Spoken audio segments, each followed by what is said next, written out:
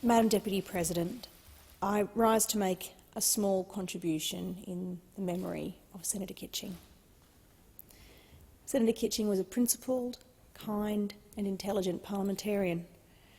She was warm, gentle and decent.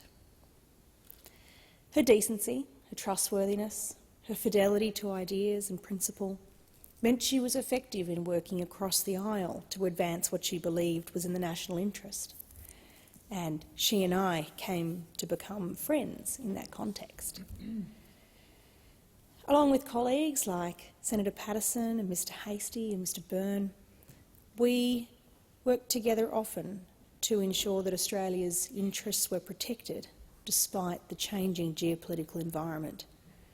Even though, and Senator Patterson might remember this, in the early days, this was mocked by some corners of our respective parties. We were together able to raise awareness of important threats to Australia's sovereignty and help to make Australia safer. And while Kimberley was so very loyal to her party and fierce in debate, she was capable of rising above the tribalism that so often characterises this place.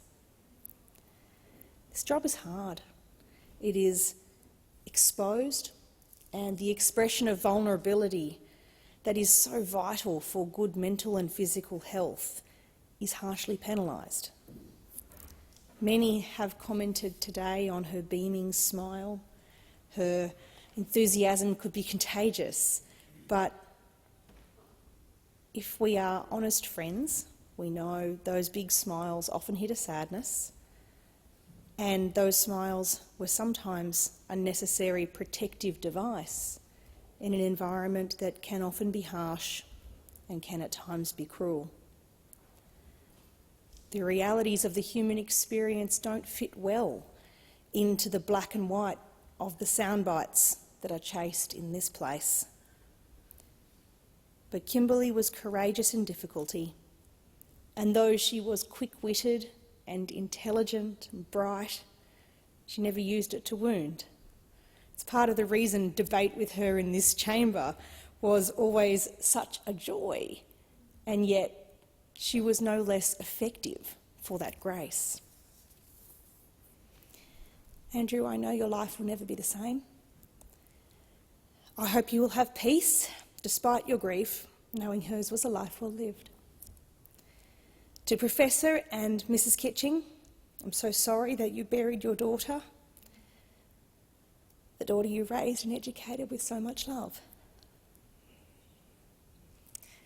And to your staff, I hope the time you've had with Kimberley, with Senator Kitching, puts you in good stead for what's ahead. It's my sincere hope that this place will become kinder and fairer, less tribal and more nuanced as part of Kimberley's enormous legacy.